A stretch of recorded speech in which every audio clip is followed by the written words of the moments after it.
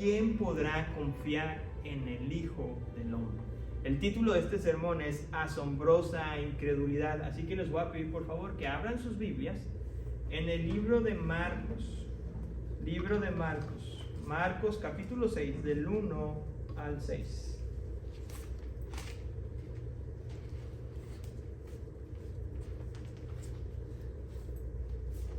Marcos capítulo 1, es capítulo 6, capítulo 6, versículos del 1 hasta el 6.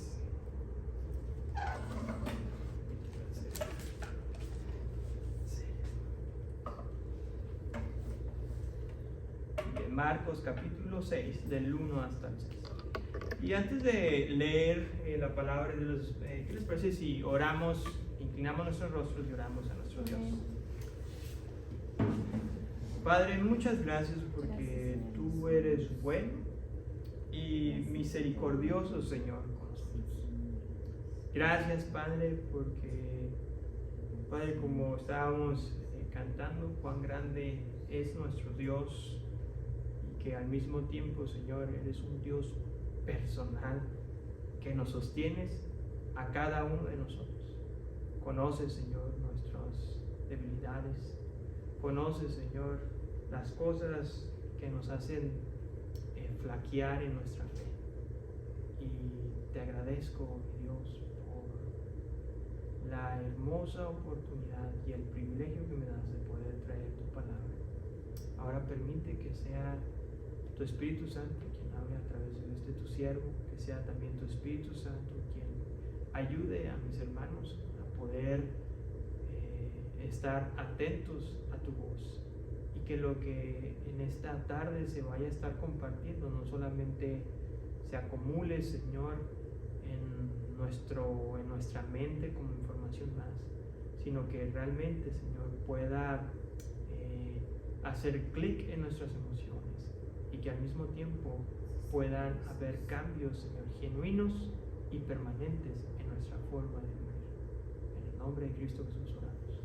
Amén, Señor, y amén. Marcos capítulo 6, del versículo 1 hasta el versículo 6, y solamente la primera parte del versículo 6. La palabra de Dios dice así, un servidor lo va a estar leyendo en la versión de la Nueva Versión de las Américas, así que dice así: Jesús se marchó de allí y llegó a su pueblo, y sus discípulos lo siguieron. Cuando llegó el día de reposo, comenzaron a enseñar en la sinagoga, y muchos que escuchaban se asombraban, diciendo: ¿dónde obtuvo tales cosas? ¿Y cuál es esta sabiduría que le ha sido dada, y estos milagros que hacen con sus manos? ¿No es este el carpintero, el hijo de María y hermano de Jacob, José, Judas y Simón? ¿No están sus hermanas aquí con nosotros? Y se escandalizaban a causa de él. Y Jesús les dijo: no hay profeta sin honra, sino en su propia tierra y entre sus propios parientes, y entre sus parientes y en su casa. Y no pudo hacer allí milagro, solo sanó a unos pocos enfermos, sobre los cuales puso sus manos. Estaba maravillado de la incredulidad de ellos.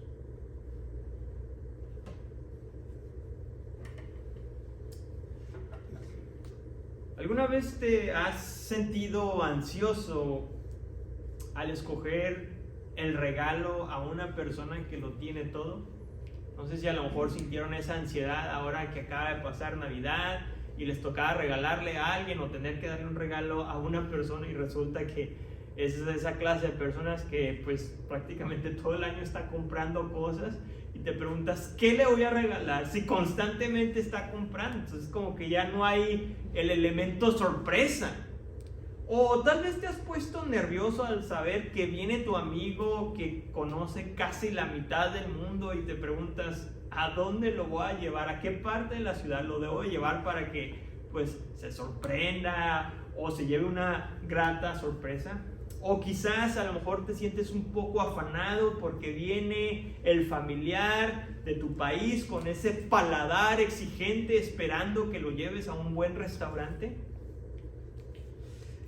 Si maravillar, sorprender o asombrar a simples mortales como tú y como yo en ocasiones se vuelve una tarea tediosa, imagínate la gran misión de asombrar al Verbo encarnado, a Jesús. En los evangelios se nos dice que Jesús se maravilló en 2 ocasiones. La primera fue cuando el Señor Jesucristo no tuvo un encuentro con un centurión romano, quien le dijo que no había necesidad de que Jesús fuera a su casa, sino que simplemente diera la palabra para que el siervo del centurión fuera sanado. Y la otra ocasión donde el Señor Jesucristo se maravilló, se asombró, fue de una forma negativa. Y fue por la gran incredulidad que las personas tuvieron en Jesús. Y eso es lo que acabamos de leer y es lo que vamos a estar estudiando en esta tarde. Si alguna vez han tenido la oportunidad de leer los evangelios de una manera armónica, o cronológica, mejor dicho, se van a dar cuenta que la sección que acabamos de leer no es la primera visita del Señor Jesucristo. De hecho, cuando lo estuvo leyendo hace unos minutos atrás Horacio, ahí en el Evangelio de Lucas, resulta que esa vez fue la primera vez que Jesús estaba visitando a su pueblo, al lugar donde había crecido por cerca de 30 años. Lucas prácticamente nos narró que el Señor Jesucristo fue invitado a la sinagoga en el día de reposo a enseñar. Resulta que existía esta costumbre en el que los rabinos que andaban de un pueblo a otro, ambulantes, eran invitados a enseñar.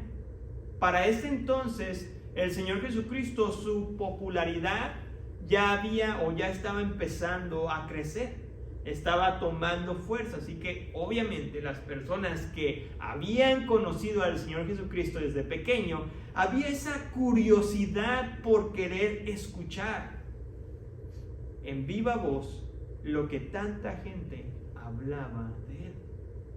El escritor Lucas nos empieza a decir que el Señor Jesucristo agarró un rollo y empezó a leer un pasaje del Antiguo Testamento donde afirmaba que él era el ¿qué? El Mesías. El Mesías. Déjenme leerlo textualmente, lo que Lucas nos estaba diciendo. Dice que todos hablaban bien de él y se maravillaban de las palabras llenas de gracia que salían de su boca y decían: ¿no es este el hijo de José? Pero como Horacio acaba de leer hace un momento, el Señor Jesucristo conocía realmente los corazones de cada una de las personas.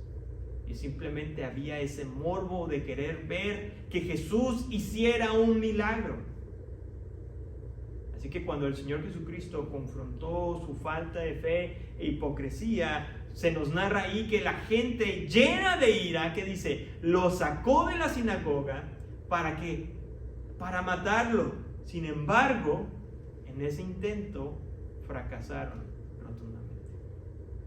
Así que el desprecio de los habitantes de Nazaret con el Señor Jesucristo es un contraste que Marcos está haciendo en su libro, que es demasiado fuerte con lo que nos ha venido narrando. Si hacemos memoria, constantemente vemos que las multitudes se acercaban porque querían estar con Jesús. Y se acuerdan de esa ocasión donde toda la gente decía ahí que lo apretaban, que incluso se tuvo que enseñar desde la barca porque no le daban oportunidad ni de caminar.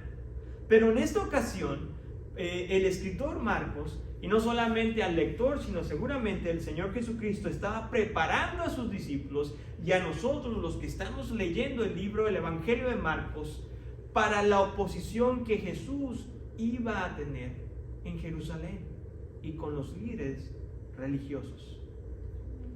Resulta que Nazaret era un pueblo totalmente insignificante en la Biblia y en el tiempo del Señor Jesucristo. Es más, era tan insignificante que ni siquiera en el Antiguo Testamento se hace mención de este pueblo. Se dice que alrededor de 500 personas vivían en este pueblo. Pero aún tan insignificante que era, el Señor Jesucristo pasó casi 3 décadas de su vida en este lugar. El escritor del versículo 1 al versículo 3 nos regala un detalle muy hermoso, Marcos, y fue el siguiente, que nos dice que los discípulos lo acompañaron. Este detalle es importante porque nos hace entender a nosotros que estamos leyendo el Evangelio de que esta visita no fue una visita familiar, privada, en la que el Señor Jesucristo fue prácticamente a hablar con sus amigos de la infancia o a ver cómo estaba mamá y sus medios hermanos, sino que fue con el propósito de proclamar el Evangelio en aquel lugar. Amén. También. Así que dice ahí que cuando él llegó y empezó a enseñar en la sinagoga, dice que la gente se maravillaba de sus enseñanzas. El escritor, me encanta la frase que él utiliza, pues dice lo siguiente, dice que muchos que escuchaban, se asombraban. Esta frase enfatiza que el asombro de estas personas duró durante toda la enseñanza del Señor Jesucristo. Esto habla de lo extraordinario que Jesús era para enseñar. No sé cuántos de ustedes, aquellos quienes en algún momento hemos tenido la oportunidad de estar adelante de una audiencia o de hablar con un grupo grande, a lo mejor más de 3 personas, cautivar su atención durante mucho tiempo, es difícil. Ahora que estén asombrados durante todo el tiempo que estamos hablando, es que es mucho más difícil. Yo no espero que todo el tiempo ustedes estén así conmigo, wow, porque es completamente difícil. Sin embargo, el Señor Jesucristo, su manera extraordinaria de enseñar, cautivaba o asombraba a las personas de principio a fin. Así que esta situación de admiración por las enseñanzas de Jesús era una respuesta totalmente normal. Y algunos de nosotros podríamos llegar a pensar que a lo mejor esta admiración por Jesús, cuando escucharon a Jesús en aquel momento, iba a terminar en que esas personas iban a decir: Jesús, realmente tú eres el Mesías, el Salvador anhelado. Pero fue todo lo contrario. Pasó todo lo contrario. Se nos dice que en vez de afirmar lo que Jesús estaba diciendo, más bien se opusieron ferozmente al ministerio del Señor Jesucristo. Y empezaron con una serie de preguntas que le empezaron a hacer al Señor Jesucristo. En el versículo 12 nos dice lo siguiente. Dice: ¿dónde obtuvo tales cosas? ¿Y cuál es esta la sabiduría que le ha sido dada? Y estos milagros que hace con sus manos. Estas objeciones en formas de preguntas indican que la gente se sentía ofendida de lo que Jesús estaba haciendo, de lo que él estaba diciendo. La primera objeción en el versículo 2 tiene que ver o está relacionado con las enseñanzas de Jesús. El texto no nos dice qué fue lo que enseñó en aquel día en particular, qué es lo que Jesús compartió en aquel día. Pero lo que sí podemos estar seguros, y les puedo afirmar con plena seguridad, es de que el mensaje que el Señor Jesucristo decía en ciudad y en otra ciudad no variaba, era el mismo.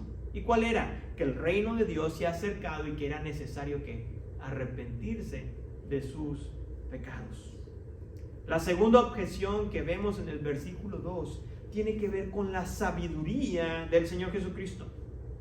Debemos entender algo, que esta gente conocía a Jesús desde su niñez y les resultaba increíble que Jesús tuviera tal sabiduría o poseyera tal sabiduría tan sobrenatural si este hombre jamás tuvo una formación rabínica o jamás tuvo una educación como tal. Así que les sorprendía. ¿Se acuerdan lo que anteriormente leímos en Lucas, donde Lucas se nos informaba que la gente quedó maravillada la primera vez que Jesús los visitó por las palabras llenas de gracia que salían de sus labios? La tercera objeción tiene que ver con los milagros de Jesús. Y es que el desacreditar los milagros del Señor Jesucristo se había vuelto una tarea humanamente imposible, porque sus milagros eran tan notables y difíciles de refutar que se podía notar. Los leprosos eran sanados, los ciegos recibían la vista, los cojos volvían a caminar, la gente endemoniada era liberada. O sea, ni siquiera los líderes religiosos que difamaron al Señor Jesucristo acusándolo de que tenía un demonio y era por eso que podía hacer los milagros, ni aún con esa acusación fue suficiente para lograr que la gente se siguiera maravillando de lo que Jesús hacía. También el descontento de esta gente de Nazaret provenía porque tenía mucha familiaridad o conocía muy bien a Jesús.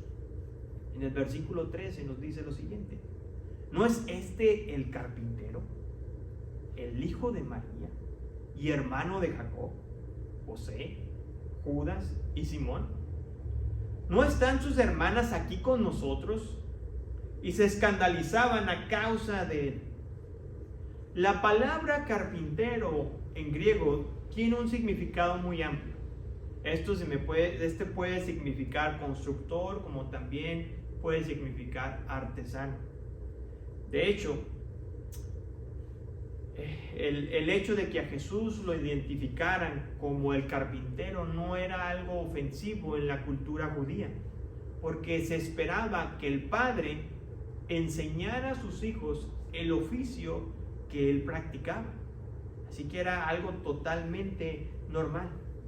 Sin embargo, en el mundo gentil, o los que no eran judíos, los trabajadores manuales no eran bien vistos como lo veían los judíos.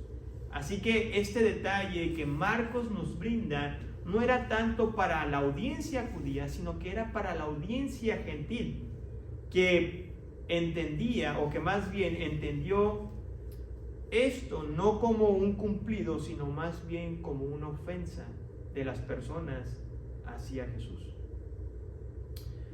Por lo tanto, las personas de Nazaret encontraron muy difícil que este simple carpintero pudiera manifestar o exhibir tal poder y sabiduría sobrenatural,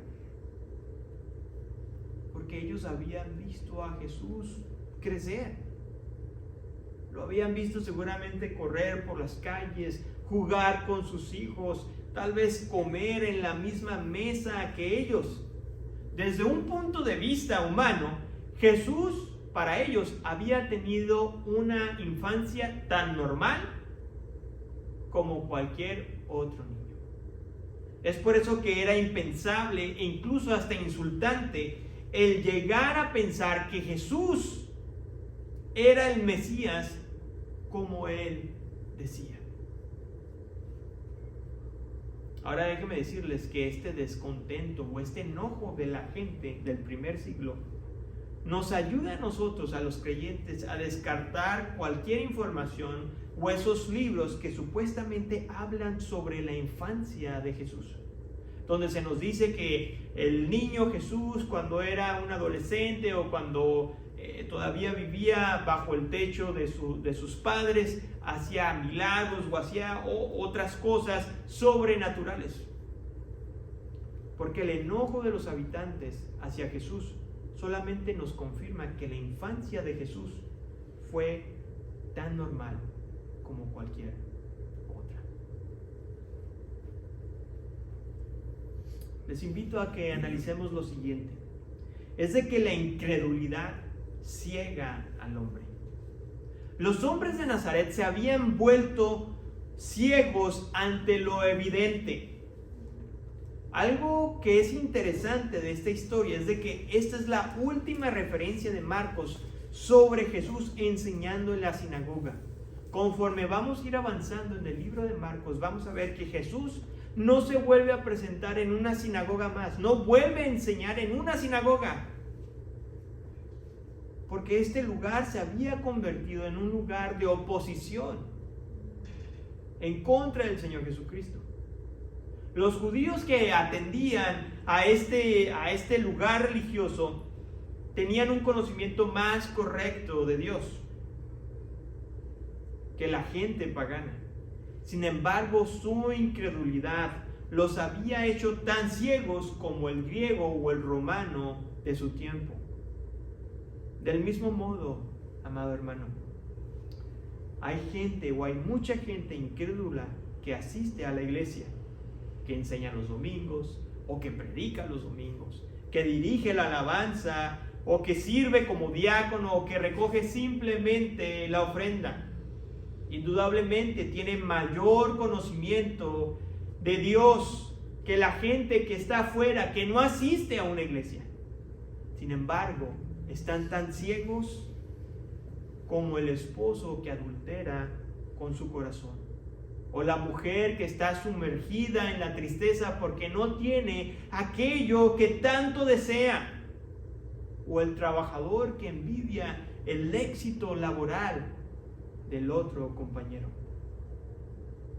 Las personas de aquella sinagoga en Nazaret simplemente nos vienen a comprobar que aun cuando tenían todas las piezas correctas sobre Dios, aún así se puede vivir en tinieblas.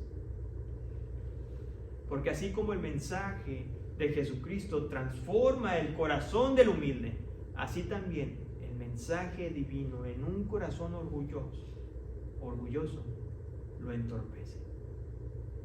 Esto es lo que nos lleva a nuestra segunda reflexión, que la incredulidad no solamente ciega al hombre, sino que también lo entorpece.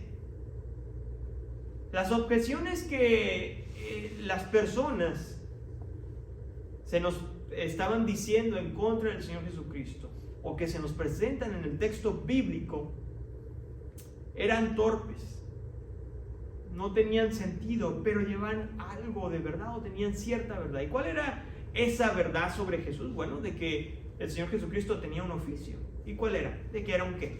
Era un carpintero, de que era el hijo de María, y que tenía medios hermanos y medias hermanas. Pero déjenme decirles que ninguna de esta información era relevante para decir que Jesús estaba totalmente descalificado o desacreditado para ser el Mesías.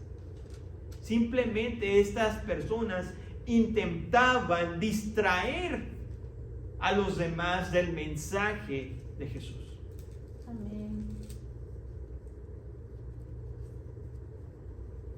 Y por más triste que suene y difícil sea por creer, hay muchos lugares donde se autoproclaman iglesias o se denominan iglesias y distraen a las personas del verdadero mensaje, con charlas motivacionales, con programas espectaculares, porque no hay interés en aquellos lugares de proclamar el consejo de Dios, ni de promover una vida en santidad, porque su único propósito es entretener a las personas. En los versículos del 4 al 6 vamos a estar viendo lo siguiente. Versículo 4, me gustó mucho cómo la Nueva Traducción Viviente lo tradujo de esta manera. Dice así: un profeta recibe honra en todas partes, menos en su propio pueblo y entre sus propios parientes y su propia familia. El dicho que Jesús estaba diciendo tenía una progresión que empieza con algo ampliamente para terminar con algo muy estrecho. En otras palabras, lo que Jesús nos estaba diciendo es de que ni en su propio pueblo creían en Él, ni sus parientes, ni sus mismos parientes creían en Él, como también el círculo más cercano, o sea, sus hermanos, sus medios hermanos, tampoco creían en Él. A excepción de María, o de la madre de María, quien creyó en Jesús desde el inicio. En el Evangelio de Juan se nos dice que los medios hermanos de Jesús no creían en él. No creían que Jesús era el Mesías. No fue hasta después de la muerte y resurrección que dos de sus medios hermanos creyeron en Jesús. Y estos son Jacobo y Judas. Jacobo fue quien se convertiría después en un líder importante o en el líder importante de Jerusalén. Y Judas sería quien escribió la epístola de Judas. Déjame decirte lo siguiente, es que el rechazo de la familia hacia Jesús es una advertencia para todo aquel que realmente quiera convertirse en un verdadero discípulo de Él. La fractura familiar con miembros inconversos no es algo que el cristiano busque intencionalmente o que la iglesia lo promueva desde el púlpito. La división, la grieta, la fisura en las relaciones familiares se da conforme avanzamos en nuestra santificación y conforme ellos avanzan en su decadencia moral. Porque lo que tú antes aceptabas y lo veías bien, va a llegar un momento donde tú sabes que por más que quieras justificar y decir es una mentira blanca, tú sabes que delante de Dios la mentira es mentira. Tú sabes que delante de Dios el robar tanto como $1,000,000 como el irse de la tienda y decir, bueno, Walmart gana millones de dólares, ¿qué importa que me lleve el desodorante sin pagar o la pasta de dientes sin pagar? Delante de Dios, ambos son culpables del mismo pecado.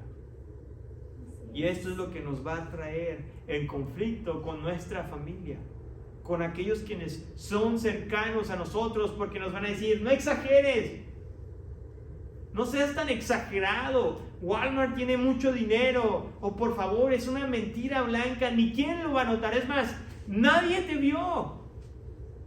Pero conforme avanzamos en nuestra santificación y en nuestro temor para con Dios, aunque nadie nos haya visto, aunque Walmart tenga mucho dinero, sabemos que Dios nos está viendo y sabemos que ahora vivimos para glorificarle. Y eso es algo que las personas más cercanas a nosotros, que viven sin Cristo, no lo van a entender, y que al mismo tiempo va a traer división entre nosotros. El versículo 5 es un reflejo de la valentía del escritor Marcos y al mismo tiempo inspirado por el Espíritu Santo al redactar lo siguiente: y no pudo hacer allí milagro, solo sanó a unos pocos enfermos sobre los cuales puso sus manos. Para aquellos quienes critican la Biblia o dudan de su veracidad, quizás este sea un pasaje donde dicen, ya ves, te lo dije, mira. Pero déjame decirte que más bien este pasaje derriba todo argumento en contra de las Escrituras. Porque si la Biblia fuera una invención de los hombres, el escritor Marcos no hubiera narrado lo que acabamos de leer.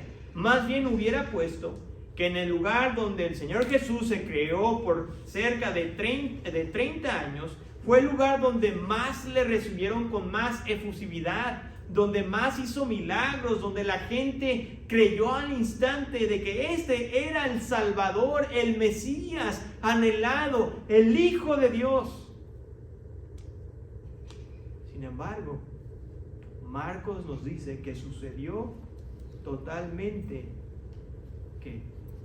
lo contrario. Por lo tanto, este versículo no nos debe de inquietar para nada, porque Jesús en ningún momento dependía de la fe de otros para hacer los milagros, para que poder desplegara o saliera de él. En la Biblia encontramos diferentes pasajes donde la gente no tenía fe en Jesús, y aún así el Señor Jesucristo hizo la obra milagrosa en ellos. Simplemente por el tiempo voy a citar quizás algunos pasajes. Marcos nos dice que cuando Jesús iba de camino a casa, Jairo vio a la gente llorando por la muerte de la pequeña, de la hija de Jairo. Y él les preguntó que por qué lloraban, si la niña no estaba muerta, estaba simplemente ¿qué? Dormida. ¿Y cuál fue la respuesta de las personas? El escritor nos dice que se burlaron de él. O sea, en otras palabras, no tenían fe en Jesús, no le creyeron. Decían, está loco, ¿cómo que está dormida? Pero aun cuando toda aquella gente se manifestaba o estaba incrédula a las palabras del Señor Jesucristo, no impidió que Jesús resucitara a aquella pequeña niña de 12 años. En Marcos capítulo 9 hay otra historia donde resulta que hay un padre que lleva a su hijo endemoniado, y quienes al parecer los discípulos no pueden sacarle el demonio. Después de que el Señor Jesucristo exhorta a sus discípulos y a la multitud, se nos dice que el Padre se acerca a Jesús y le dice lo siguiente textualmente: pero si tú puedes hacer algo, ten misericordia de nosotros y ayúdanos. ¿Cómo si tú puedes?, le dijo Jesús. Todas las cosas son posibles para el que cree. Al instante, el padre del muchacho gritó y dijo: creo, ayúdame en mi incredulidad. La fe de este padre no era la más fuerte. Su fe era débil como muchos de nosotros. Pero a pesar de la debilidad de su fe, jamás fue un impedimento para que Jesús expulsara al demonio de este muchacho. En Lucas capítulo 17, otra historia, se nos dice que el Señor Jesucristo sanó a 10 leprosos. ¿Y se acuerdan cuántos regresaron? Regresó solamente uno, para agradecer y confesar su fe en Jesús. Los otros 9 no creían en Jesús, pero aún así fueron sanos. Amén. Entonces nos debemos de preguntar, ¿por qué Jesús no hizo tantos milagros en Nazaret como en otros lugares? ¿Por qué no lo hizo? Bueno, el hacer más milagros en un lugar donde no creían en él simplemente iba a traer mayor condenación en un futuro. En el Evangelio de en el Evangelio de Mateo se nos dice que Jesús condenó a las ciudades de la región de Galilea, porque ahí es donde el Señor Jesucristo hizo la gran mayoría de sus milagros y donde desarrolló gran parte de su ministerio. Sus palabras de condenación hacia esta región de Galilea era porque muchos de sus habitantes, quienes habían visto o sido testigos de las maravillas de Dios, no se habían arrepentido de sus pecados. Si tienen la oportunidad de ir ahí conmigo, Mateo capítulo 11, versículos del 21 al 24. Mateo capítulo 11, del 21 al 24. Vamos a ver las palabras del Señor Jesucristo. Y dice así: ay de ti, Corazín, ay de ti, Betsaida, porque si los milagros que se hicieron en ustedes se hubieran hecho en Tirón y en Sidón, hace tiempo que se hubiera arrepentido en silicio y en ceniza. Por eso les digo que en el día del juicio será más tolerable el castigo para Tiro y Sidón que para ustedes. Y tú, Capernaum, ¿acaso serás elevada hasta los cielos? Hasta el Hades descenderás, porque si los milagros que se hicieron en ti se hubieran hecho en Sodoma, ésta hubiera permanecido hasta hoy. Sin embargo, les digo que en el el día del juicio será más tolerable el castigo para la tierra de Sodoma que para ti. El haberse limitado en hacer milagros era una muestra de amor de Jesús para con los habitantes de Nazaret. Pero así como era una muestra de amor, también era una muestra de juicio para aquellas personas incrédulas. Porque el propósito de los milagros en ningún momento era para entretener a la gente, sino era para afirmar y confirmar que Jesús era el Mesías, el Hijo de Dios. Marcos termina el versículo 6 de la siguiente manera. En la primera parte del versículo 6, estaba maravillado de la incredulidad de ellos. La incredulidad condena al hombre. Esta historia que acabamos de leer es una de las historias que tiene uno de los finales más tristes y desgarradores, porque aquellas personas no solamente estaban ciegas sino que también estaban entorpecidas en su razonamiento y finalmente terminaron siendo condenadas por su propia incredulidad. La gente de aquella región solamente vio en Jesús un simple carpintero, el hijo de María, porque su incredulidad les impidió ver que este era el Hijo de Dios, era el Cordero que quita el pecado del mundo.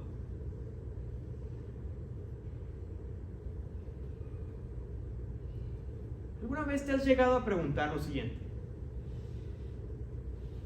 Si tan solo Dios hiciera esto en la vida de esta persona, entonces, ¿esta qué? Creería en Dios. No sé si alguna vez te lo has preguntado y decimos, si tan solo Dios.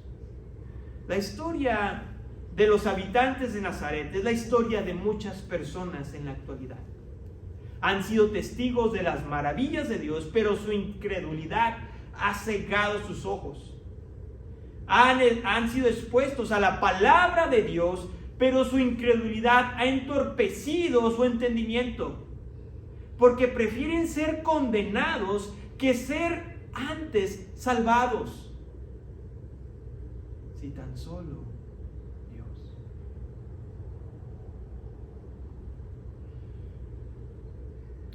Y es aquí donde tú y yo somos confrontados con el misterio del reino de Dios. Porque así como algunos son expuestos constantemente a la luz del Evangelio y terminan decidiendo o prefiriendo vivir en las tinieblas, otros, a quienes nosotros nunca esperaríamos que tuvieran una respuesta genuina y positiva ante el mensaje del Señor Jesucristo, somos sorprendidos porque sus vidas son totalmente cambiadas por Jesús. Y es aquí donde las palabras de Dios en el Antiguo Testamento se hacen una realidad en la vida de mucha gente. Cuando Dios le dijo a Moisés en Éxodo capítulo 33 versículo 19, tendré misericordia del que tendré misericordia, y tendré compasión de quien tendré compasión.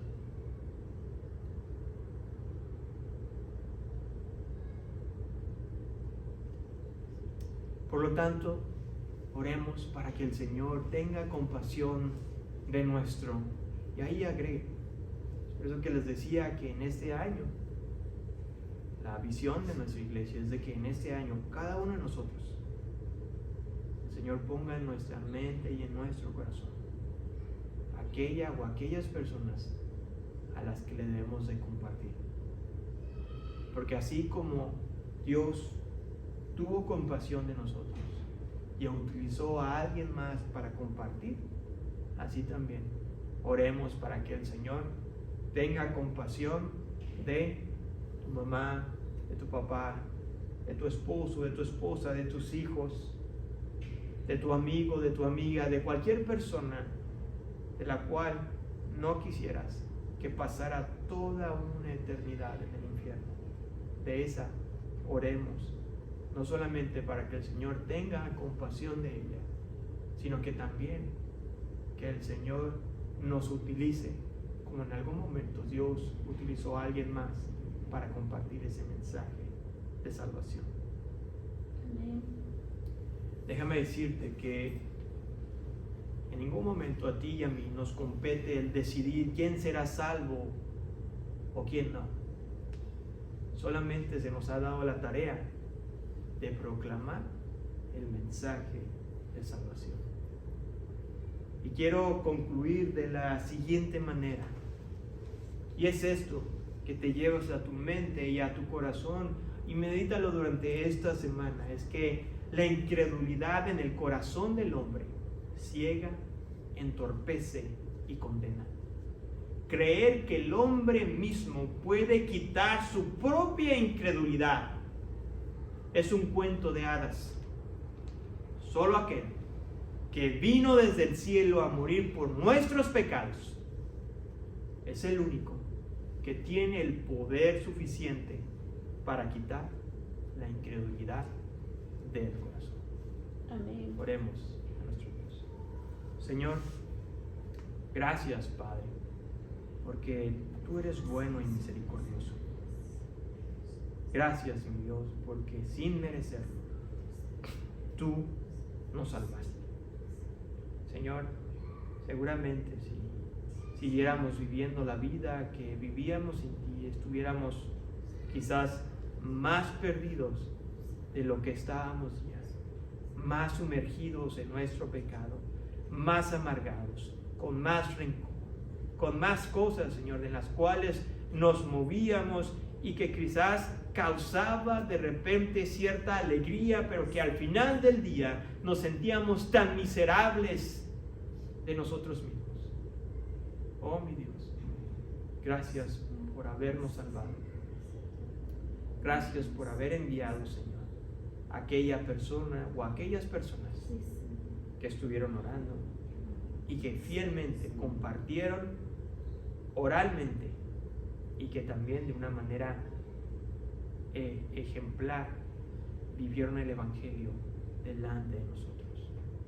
Mi Dios, que en esta tarde tú pongas en nuestro corazón las personas o la persona de la cual en este año, mi Dios, vamos a estar no solamente orando, sino también hablando con ella y caminando con ella, para que así como en algún momento nosotros dimos ese cambio radical de 180 grados, así también nos permitas ver la obra de tu Espíritu Santo de nuevo nacimiento en la vida de aquella persona. En tu nombre, Señor, oramos. Amén.